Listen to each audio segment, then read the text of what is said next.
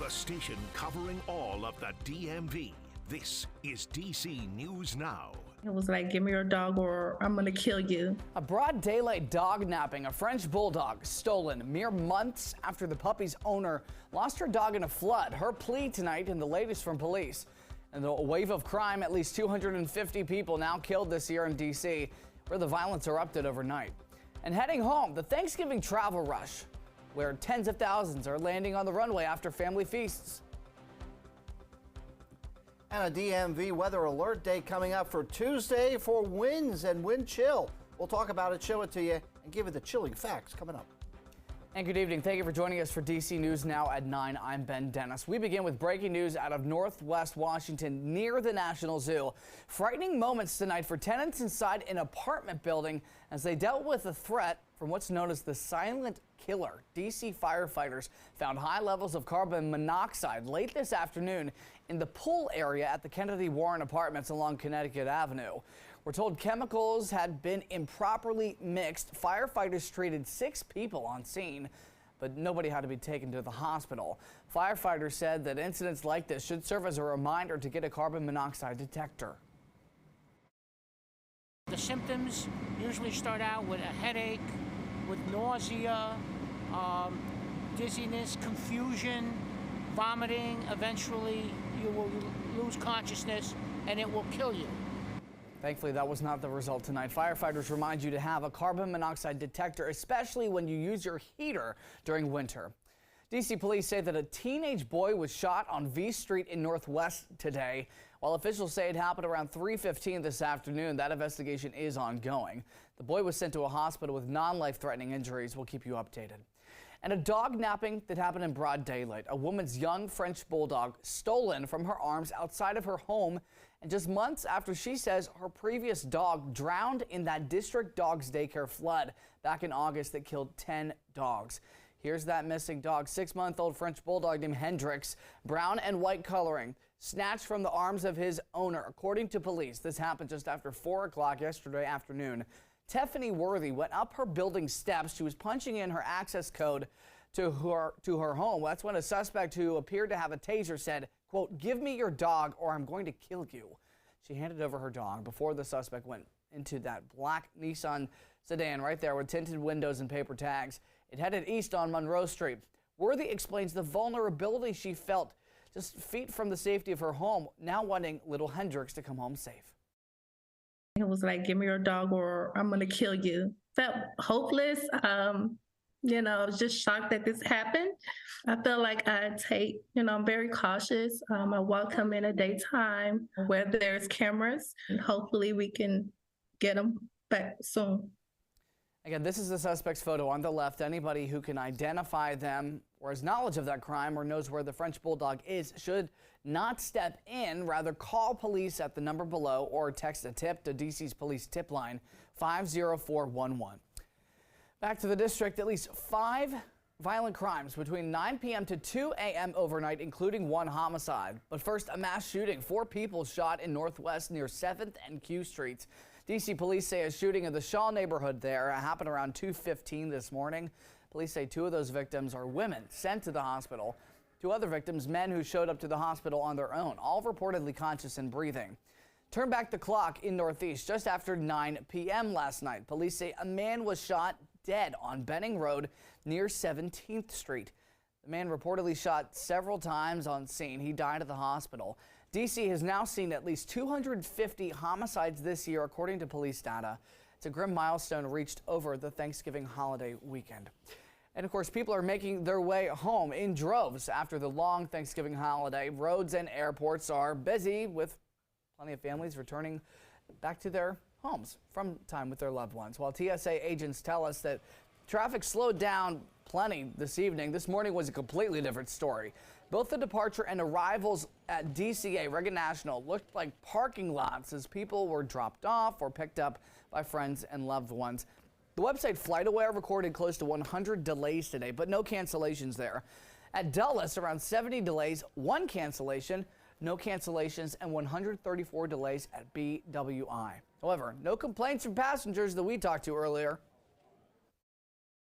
super surprised. Like I was just about to text my friends in Miami, like the airport is empty. Like I'm so confused.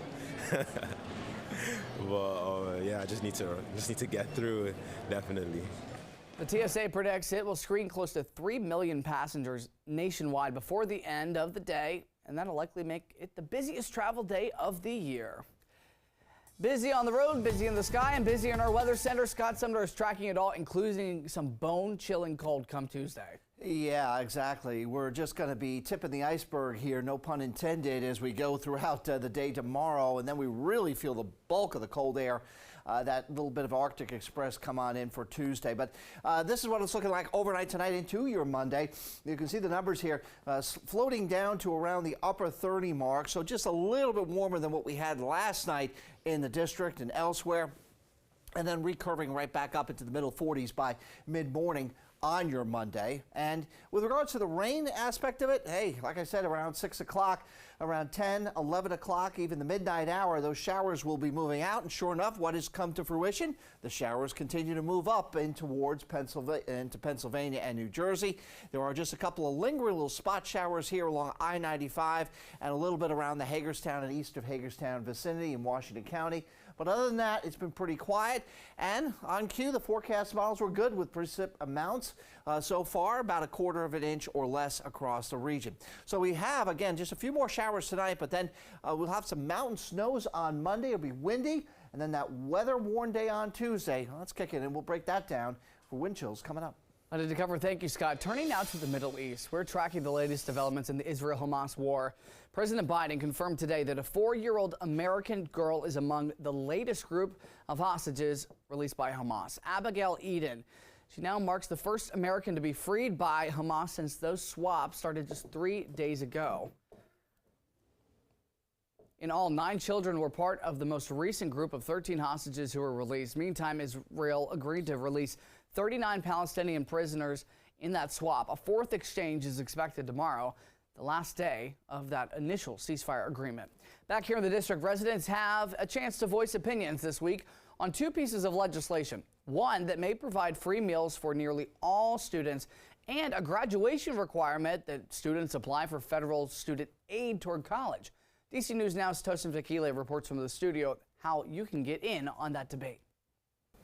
The first bill looks to offer free breakfast, lunch, and after-school snacks to basically all D.C. students without considering eligibility. The other bill puts in a new requirement for filing a FAFSA application in order to get a diploma. The Universal Free Meals Act of 2023 says beginning in the 2023-24 school year and every school year after, public schools, charter schools, and private schools that participate in the National School Lunch Program will offer free breakfast, lunch, and after-school snacks to all students without considering students' eligibility for a federally funded free or reduced price meal. Council members say the D.C. Food Policy Council estimated this legislation would cost about $8 million annually, and 86% of the cost for this bill would be covered by already existing federal and local reimbursement. The other bill that's up for public hearing will require, beginning with the graduating class of 2024, each D.C. public high school student file a free federal student aid application as a prerequisite to receiving a high school diploma. Students and families would have the option to opt out by completing a waiver from the Office of the State Superintendent of Education. Now, D.C. leaders are hoping this will encourage post-secondary enrollment like in universities and colleges and reduce the burden of student loan. Officials say despite D.C. having one of the highest FAFSA completion rates in the nation, very few of D.C.'s 2022 graduating class applied for aid. Now, both bills were introduced by Councilmember Christina Henderson, and they'll be up for public hearing on Thursday. You can read more about the bills on our website, dcnewsnow.com. In the studio, I'm Tosin Fakile. Back to you. Our thanks to Tosin tonight. In Fairfax County, Virginia, they're hosting a variety of holiday markets this winter. Starting this Friday, the McLean Holiday Art and Crafts Festival. That'll feature more than 80 regional vendors and runs all weekend. The Fairfax City Holiday Market runs the first 2 weekends of December and will have live music and rotating vendors. The Herndon Winter Market will be on December the 9th, giving visitors a traditional taste of a German holiday market. And the Maryland Christmas Show in Frederick wrapped up earlier tonight. It highlights the work of top local artists and craftsmen just in time for those Christmas presents. Our Michaela Newton recaps that event. Nothing says Christmas spirit like Santa and gifts. We got a Christmas nightlight, we got a book, we got some wine. Right now I got these dry nail polish, and basically you just put it on, just seal it on, and then you're done. In its 40th season, the Maryland Christmas Show showcases things like fine art and jewelry from local artists and vendors throughout several buildings in Frederick's fairgrounds. Some vendors are first-timers. We paint on roofing tiles. It's a slate product. We use an exterior enamel paint, so it's meant to go outside year-round. And we customize it with names or addresses. We also do pet portraits. While others have been attending the show for 30 years and have sold out almost every item. It's just having come here for 30 years, I have repeat customers. I don't really consider them customers as much as friends now. And it's only me making them, so they're limited in number, so people do tend to come earlier on the first day. This is the last weekend of the show. The last day to shop is Sunday until 4 p.m. It's been like 5 years or more. 10. Yeah, so, yeah. Every Black Friday we come. It's been really cool. I think it's nice to see all these different local artists have display their art, and I love supporting local and finding new cool things, especially for Christmas. Reporting in Frederick, Maryland, Michaela Newton, DC News Now. Our thanks to Michaela. In D.C., one of the city's favorite traditions is back and brighter than ever.